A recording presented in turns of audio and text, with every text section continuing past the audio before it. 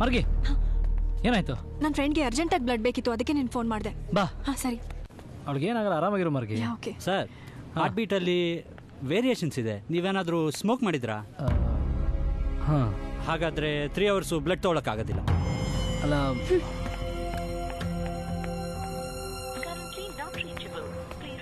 ಮಾರ್ಗಿ, ತಲೆ ಕೆಡಿಸ್ಕೊಬೇಡ. Blood arrange ಆಯ್ತು, ಏನು ಪ್ರಾಬ್ಲಮ್ ಇಲ್ಲ. ಪ್ರಾಬ್ಲಮ್ ಆಗಿರೋದು ಅವಳಿಗಲ್ಲ, ನನಗೆ. 3 ಹೊತ್ತು ಸಿಗರೇಟು, ಡ್ರಿಂಕ್ಸು, ಫ್ರೆಂಡ್ಸು, ಸುತ್ತಾಡೋದು, ಮಜಾ ಮಾಡೋದೇ ಜೀವನಾನ? ಏಯ್, ನಿನ್ನ ಫ್ರೆಂಡಿಗೆ ನಾನು ಬ್ಲಡ್ ಕೊಡ್ಬೇಕಾಗುತ್ತೆ ಅಂತ ನನಗೇನು ಕನ್ಸ ಬಿದ್ದಿರುತ್ತೆ? ನನಗೇನು ಗೊತ್ತಾಗಬೇಕು? ನಿನ್ಗೇನು ಗೊತ್ತಿಲ್ಲ, ಅದೇ ನಿನ್ನ ಪ್ರಾಬ್ಲಮ್ಮು. ಏನಾಯ್ತು ಈಗ? ನಿನಗೆ ಫ್ಯೂಚರ್ ಪ್ಲಾನಿಂಗ್ ಇದೆಯಾ? ಸೇವಿಂಗ್ ಅಂತ ಏನಾದರೂ ಮಾಡ್ಕೊಂಡಿದ್ಯಾ? ಈ ಸಿಗರೇಟು, ಡ್ರಿಂಕ್ಸ್ ಇಂದ ಏನೂ ಇಲ್ಲ ಅಂದ್ರೆ ಒಂದು 3-4 ವರ್ಷದಿಂದ ನೀನು 1.5 to 2 lakh rupees ವೇಸ್ಟ್ ಮಾಡಿರ್ತೀಯಲ್ಲ, ಅದೇ ದುಡ್ಡನ್ನ ನೀನು ಸೇವ್ ಮಾಡ್ಕೊಂಡಿದ್ದಿದ್ರೆ ಇವತ್ತು ನಿನ್ನ ಹತ್ರ ಒಂದು ನ್ಯಾನೋ ಕಾರ್ ಇರ್ತಿತ್ತು. ಅದು ಪ್ಲಾನಿಂಗ್ ಅಂದ್ರೆ. ನಿನ್ ಟೈಮ್ ಬೆಲೆ, ದುಡ್ಡಿನ ಬೆಲೆ ಏನೂ ಗೊತ್ತಿಲ್ಲ. ನೀನು ಸಿಗರೇಟ್ ಸೇತ್ಯಾ? ಎಣ್ಣೆ ಹೊಡಿತ್ಯಾ? ಮತ್ತಿನ ಹತ್ರ ಯಾಕೆ ನ್ಯಾನೋ ಕಾರ್ ಇಲ್ಲ?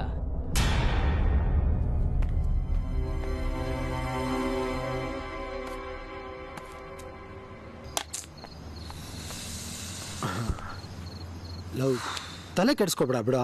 ಲವ್ ಅಲ್ಲಿ ಇದೆಲ್ಲ ಮಾಮೂಲ. ಒಂದು ವಾರದಿಂದ ಅವಳ ಜೊತೆ ಮಾತಾಡಿಲ್ಲ, ಕೋಪದಲ್ಲಿ ರೇಗ್ಬಿಟ್ಟಿದ್ದೀನಿ. ನಾಳೆ ಅವಳ ಬರ್ತ್ಡೇ. ಯಾರು ನೆನ್ಪಿಟ್ಕೊಳ್ದಿರೋ ನನ್ನ ಬರ್ತ್ಡೇನ ಅಷ್ಟು ನೀಟಾಗಿ ಸೆಲೆಬ್ರೇಟ್ ಮಾಡಿದಲ್ಲೋ. ನಾಳೆ ಒಂದಿನಾದ್ರೂ ಅವಳನ್ನ ಖುಷಿಯಾಗಿಡ್ಬೇಕು.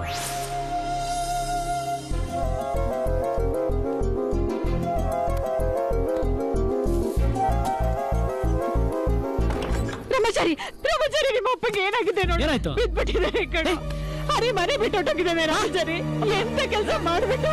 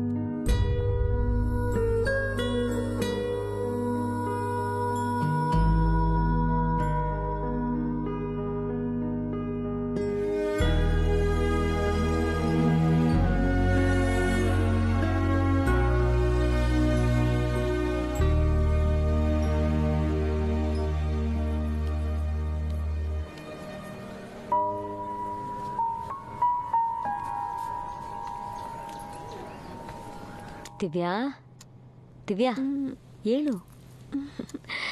Happy birthday.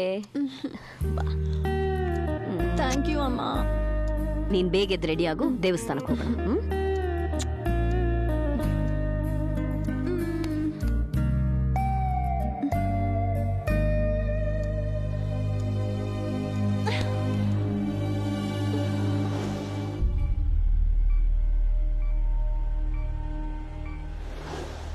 ಏನಮ್ಮ ಸಾಯಂಕಾಲ ಪಾರ್ಟಿ ಜೋರ? ಎಲ್ಲಿ ಕರ್ಕೊಂಡು ಹೋಗ್ತಾನೆ ರಾಮಾಚಾರಿ? ಸುಧಾ, ಹಾ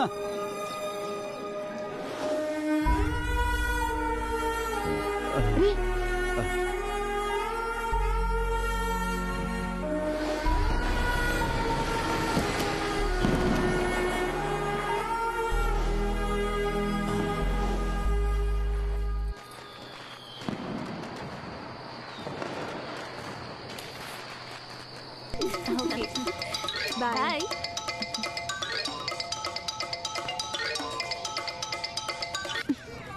ನಡಿ ಹೋಗೋಣ. ರಾಮಾಚಾರಿ, ಐ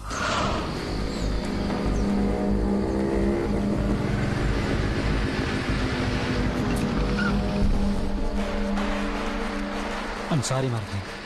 ನನಗೆ ಗೊತ್ತು ನಿಂಗೆ ತುಂಬ ಕೋಪ ಬಂತೆ ಅಂತ. ಆದರೆ ಮನೇಲಿ ಹೋಗ್ಲಿ ಬಿಡು. Happy birthday to you Margi. ಅರ್ಥ ಮಾಡ್ಕೊ ಮಾರ್ಗಿ, ಇವತ್ತು ನಿನ್ನ ಬರ್ತ್ಡೇ, ನೀನು ಖುಷಿಯಾಗಿರ್ಬೇಕು. ನನ್ನ ಎಲ್ಲ ಖುಷಿನೂ ಹಾಳಾಗೋಯ್ತು, ಇನ್ಯಾವ ಖುಷಿನೂ ಉಳಿದಿಲ್ಲ. ಮಾರ್ಗಿ, ನಾನು ಬೇಕು ಅಂತ ಮಾಡಿಲ್ಲ, ಏನಾಯ್ತು ಅಂತ ಕೇಳು. ನಿನ್ನ ಹತ್ರ ಎಲ್ಲದಕ್ಕೂ ರೀಸನ್ಸ್ ಇರುತ್ತೆ, ಕಾರಣ ಕಾರಣ ರೆಡಿ ಮಾಡ್ಕೊಂಡೇ ಬಂದಿರ್ತೀಯ. ಅವತ್ತು ಫ್ರೆಂಡ್ ಪೊಲೀಸ್ ಸ್ಟೇಷನ್ ಅಲ್ಲಿದ್ದ, ಮೊನ್ನೆ ನಿನಗೆ ಹುಷಾರಿರ್ಲಿಲ್ಲ, ಇವತ್ತು ಏನ್ ಕಾರಣ? ನಿಮ್ಮ ಅಮ್ಮನ್ಗೆ ಹುಷಾರಿರ್ಲಿಲ್ವಾ? ನಿಮ್ಮ ಅಪ್ಪನ್ಗೆ ಹುಷಾರಿರ್ಲಿಲ್ವಾ? ಯಾಕೆ ಸುಮ್ಮನಾಗ್ಬಿಟ್ಟೆ? ಎಲ್ರೂ ನಿನ್ ಬಗ್ಗೆ ಹೇಳಿದ್ದೆ ಕರೆಕ್ಟು, ನಾನೇ ತಪ್ಪಾಗಿ ತಿಳ್ಕೊಂಡಿದ್ದೆ. ಇವತ್ತು ನನ್ನ ಬರ್ತ್ಡೇ ಅನ್ನೋ ಒಂದು ಸಣ್ಣ ವಿಷಯ ನಿಂಗೆ ಲೆಕ್ಕಕ್ಕಿಲ್ಲ. ಇನ್ನು ನಾನು ನಿನ್ನ ನಂಬ್ಕೊಂಡು ಬಂದ್ರೆ ನಾನೇ ಲೆಕ್ಕಕ್ಕೆ ಇಟ್ಕೋತೀಯಾ? ಲವ್ ಆದ ಹೊಸರಲ್ಲಿ ನನ್ನ ಜೊತೆನೇ ಇರ್ತಿದ್ದೆ, ನಾನೇ ನಿಂಗೆ ಪ್ರಪಂಚ. ಈಗ ನಾನು ಸಿಕ್ಕಿದ್ದೀನಿ ಅಂತ ಪಕ್ಕ ಆದ್ಮೇಲೆ ಟೇಕನ್ ಫಾರ್ ಗ್ರಾಂಟೆಡ್ ಅಲ್ವಾ? ಏಯ್, ಹುಟ್ಟಿದ ದಿನ ನೋಯಿಸ್ಬಾರ್ದು ಅಂತ ಸುಮ್ಮನಿದ್ರೆ ಏನ್ ಬೇಜಾನ್ ಮಾತಾಡ್ತಿದ್ಯಾ? ನಾನೇ ನಿನ್ ತಲೆ ಕೆಡ್ಸಿರ್ಲಿಲ್ಲ, ನೀನೇ ನನ್ನ ಹಿಂದೆ ಲವ್ ಅಂತ ಬಿದ್ದಿದ್ದು. ಎಲ್ರಿಗೂ ಅವ್ರದೇ ಪ್ರಪಂಚ ಅಂತ ಇರುತ್ತೆ. ಲವ್ ಆದ ತಕ್ಷಣ ಅಪ್ಪ ಅಮ್ಮ ಫ್ರೆಂಡ್ಸ್ನೆಲ್ಲ ಬಿಟ್ಬಿಡು ಅಂತ ಯಾರು ಹೇಳಲ್ಲ. ಫ್ರೆಂಡ್ಸ್ಗೆ ಹೆಲ್ಪ್ ಮಾಡೋದಪ್ಪ, ಬೇಕಾದಾಗ ಯೂಸ್ ಮಾಡ್ಕೊಂಡು ಬಿಸಾಕಕ್ ಫ್ರೆಂಡ್ಸ್ ಟೈಮ್ ಪಾಸ್ ಅಷ್ಟು ಅಲ್ಲ. ಹಾಗಾದ್ರೆ ನಾನ್ ಟೈಮ್ ಪಾಸಾ? ಬೇಕಾದಾಗ ಫೋನ್ ಮಾಡೋದು, ಮೆಸೇಜ್ ಮಾಡೋದು, ಅಕಸ್ಮಾತ್ ಯಾಕೆ ಫೋನ್ ಮಾಡಿಲ್ಲ ಅಂತ ಕೇಳಿದ್ರೆ ಮರ್ತೋಯ್ತು ಅನ್ನೋದು, ಇಲ್ಲ ಸುಳ್ಳು ಹೇಳೋದು. ಸುಳ್ಳು ಹೇಳಂಗ್ ಮಾಡಿರೋದೇ ನೀನು. ಪ್ರತಿ ನಿಮಿಷ ನಿನ್ನ ಲವ್ ಮಾಡ್ತೀನಿ ಅಂತ ಪ್ರೂವ್ ಮಾಡ್ಕೊಂಡಿರಕ್ಕಾಗಲ್ಲ. ಫೋನ್ ಮಾಡಿಲ್ಲ ಅಂದ್ರೆ SMS ರಿಪ್ಲೈ ಮಾಡಿಲ್ಲ ಅಂದ್ರೆ ಲವ್ ಕಮ್ಮಿ ಆಯ್ತು ಅಂತಲ್ಲ. ನೀನ್ ಹೇಳಿದ ಟೈಮಿಗೆ ಬರ್ಲಿಲ್ಲ ಅಂದ ತಕ್ಷಣ ನನಗೆ ಜವಾಬ್ದಾರಿ ಇಲ್ಲ ಅಂತಲ್ಲ, ಅದಕ್ಕಿಂತ ಇಂಪಾರ್ಟೆಂಟ್ ಕೆಲಸ ಬೇರೆ ಇರುತ್ತೆ ಅಂತ ಅರ್ಥ.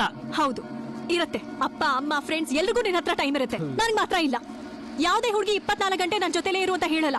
ಬರ್ತ್ಡೇ ದಿನ ಫಸ್ಟ್ ವಿಶ್ ತನ್ನ ಲವರ್ ಮಾಡ್ಲಿ ಅಂತ ಬಯಸೋ ತಪ್ಪ. ಹಂಗಂದ್ರೇನು? ಫ್ರೆಂಡ್ಸ್ ಪ್ರಾಬ್ಲಮ್ ಅಲ್ಲಿ ಇದ್ರೆ ಅಥವಾ ಅಪ್ಪ ಅಮ್ಮಂಗೆ ಹುಷಾರಿಲ್ಲ ಅಂದ್ರೆ ಎಲ್ಲ ಬಿಟ್ಟು ಬಂದ್ಬಿಡ್ಬೇಕಾ? ಅದನ್ನ ಪ್ರೀತಿ ಅನ್ನಲ್ಲ, ಸ್ವಾರ್ಥ ಅಂತಾರೆ. ಹೌದು, ಸ್ವಾರ್ಥನೇ. ನಾವು ಮಾತ್ರ ನಿಮ್ಮ ನಂಬಿ ಮದ್ವೆ ಆಗಿ ಅಪ್ಪ ಅಮ್ಮ ಫ್ರೆಂಡ್ಸ್ ಎಲ್ಲರನ್ನು ಬಿಟ್ಟು ನಮ್ಮ ಆಸೆಗಳನ್ನ ಬಚ್ಚಿಟ್ಟು ಬರ್ತೀವಲ್ಲ, ಅದು ನಿಮ್ ಪ್ರಕಾರ ಸ್ವಾರ್ಥ ಅಲ್ಲ, ಅದು ಪ್ರೀತಿ.